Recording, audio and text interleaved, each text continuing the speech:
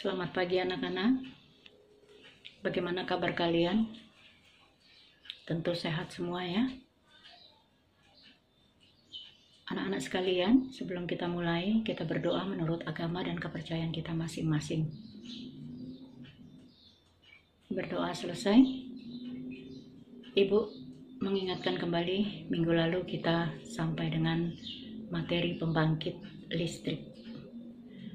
Hari ini Ibu akan membahas pembangkit listrik juga, kelanjutannya.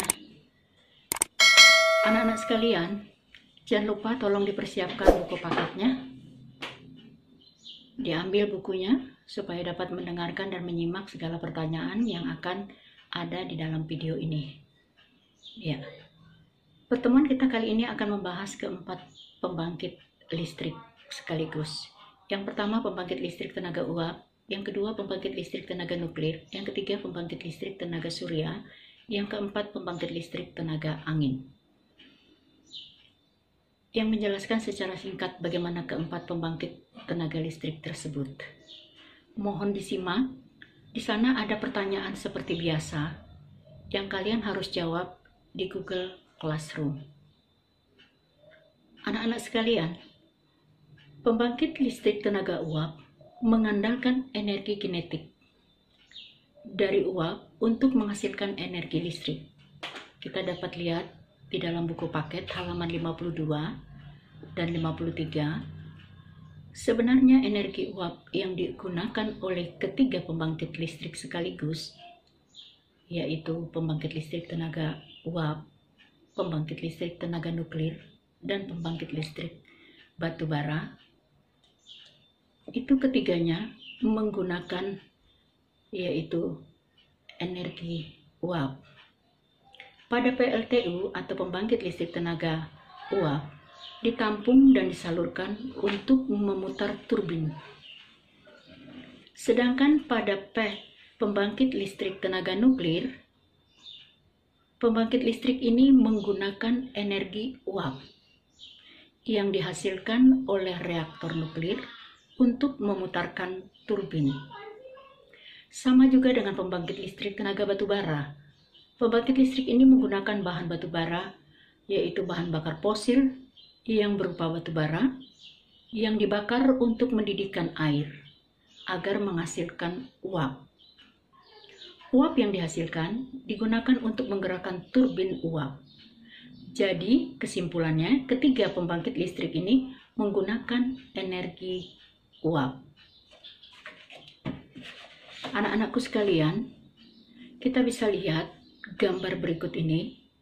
Pada pembangkit listrik tenaga uap yang ada di pembangkit listrik tenaga uap Suralaya di Cirebon atau daerah Banten, itu sebenarnya menurut daftar pembangkit listrik di Indonesia, PLTU Suralaya, dia menggunakan batu bara yang lebih tepatnya.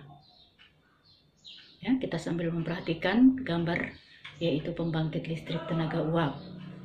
Nah, untuk itu kita akan membahas secara lengkap mengenai pembangkit listrik tenaga uap yang menggunakan energi batu bara. Bagaimana cara kerjanya pembangkit listrik tenaga batu bara secara sederhana?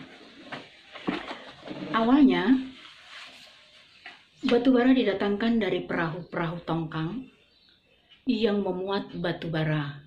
Kita perhatikan gambar di sebelah.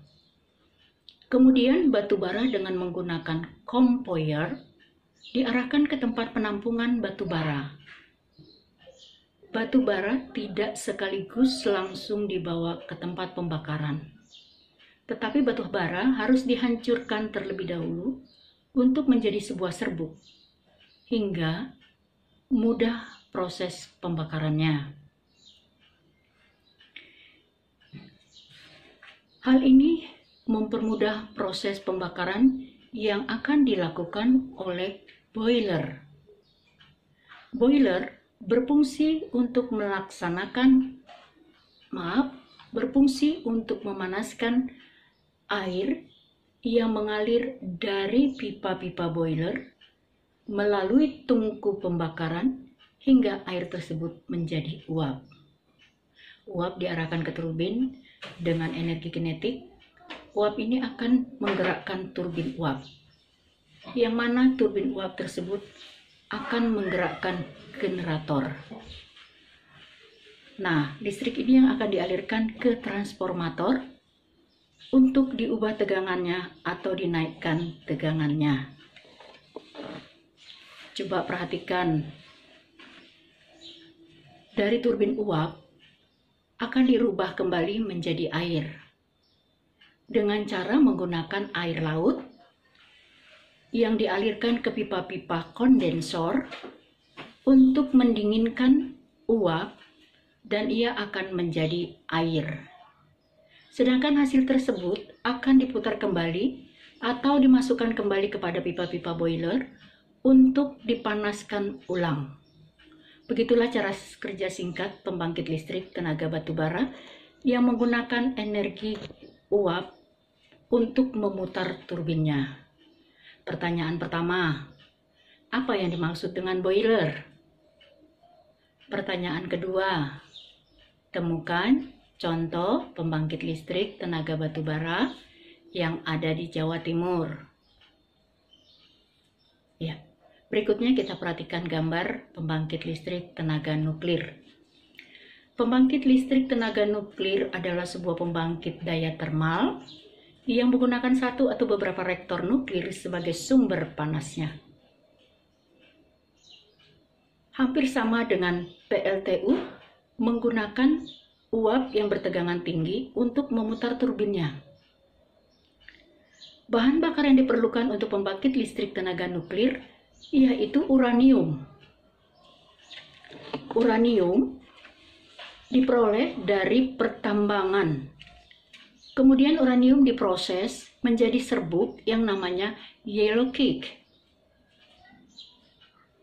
Dari yellow cake bisa mengubah yellow cake menjadi UF6 dengan proses pengkayaan atau tanpa pengkayaan, langsung menjadi bahan bakar berbentuk padat, yaitu full pellet. Full pellet bisa kita lihat gambarnya ya.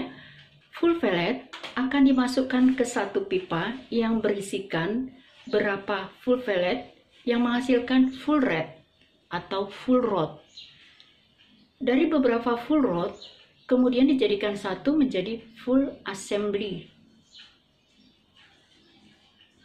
Di dalam reaktor nuklir terjadi reaksi fisi bahan bakar uranium sehingga menghasilkan energi panas. Kemudian air masuk ke dalam reaktor. Air yang dididihkan tadi akan menghasilkan uap air. Energi kinetik dari uap air yang dihasilkan dapat digunakan untuk memutar turbin. Putaran turbin uap akan menyebabkan berputar juga, yang mana ia akan menghasilkan listrik. Uap dari turbin dialirkan ke pipa-pipa kondensor agar berubah menjadi air, sehingga air tersebut dapat digunakan kembali ke dalam reaktor nuklir. Begitulah cara kerja singkat tentang reaktor nuklir. Pertanyaan ketiga, apakah bahan bakar dari pembangkit listrik tenaga nuklir? Pertanyaan keempat, sebutkan 2 kelebihan dan 2 kekurangan dari pembangkit listrik tenaga nuklir. Kita akan masuk ke dalam pembangkit listrik tenaga angin. Kita bisa lihat gambar sebelah, ya. Pembangkit listrik tenaga angin adalah memanfaatkan tenaga angin untuk menghasilkan listrik. Tenaga angin menghembuskan akan memutar turbin angin, yaitu berupa kincir angin. Dari turbin angin yang satu poros dengan generator yang akan memutar generator untuk menghasilkan energi listrik. Dari generator ini, arus listrik yang dihasilkan akan disalurkan ke transformator. Dari transformator ini, tegangan akan dinaikkan untuk disalurkan ke rumah-rumah penduduk.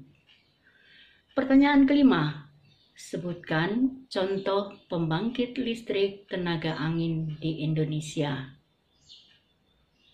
Pertanyaan keenam, sebutkan kelebihan dan kekurangan pembangkit listrik tenaga angin. Ya, kita perhatikan gambar berikutnya. Kita masuk ke pembangkit listrik tenaga surya atau PLTS. Pembangkit listrik tenaga surya adalah yang mengubah energi surya menjadi energi listrik. Energi yang berasal dari matahari atau energi surya ditangkap oleh panel surya. Panel surya berfungsi untuk mengubah energi surya menjadi energi listrik. Tapi sayangnya arus listrik yang dihasilkannya adalah arus listrik yang berjenis DC. Maka untuk itu kita memerlukan sebuah inverter untuk menjadi arus AC. Dari inverter ini akan disalurkan ke transformator untuk dinaikkan tegangannya dan akan disalurkan ke rumah-rumah penduduk. Bagaimana dengan keadaan kalau sudah malam hari? Tentu saja panel surya tidak dapat menangkap sinar matahari. Maka di sini kita dibutuhkan baterai untuk dapat menyimpan energi matahari pada panel surya di siang hari yang akan digunakan pada malam hari. Begitulah cara kerja singkat sederhana pembangkit listrik tenaga surya. Pertanyaan ketujuh, apa saja alat yang paling utama digunakan untuk pembangkit listrik tenaga surya untuk mendapatkan atau menghasilkan listrik? Pertanyaan ke-8, sebutkan kelebihan dan kekurangan dari pembangkit listrik tenaga surya. Pertanyaan ke-9, apa persamaan PLTA, PLTU, PLTN, dan pembangkit listrik tenaga angin?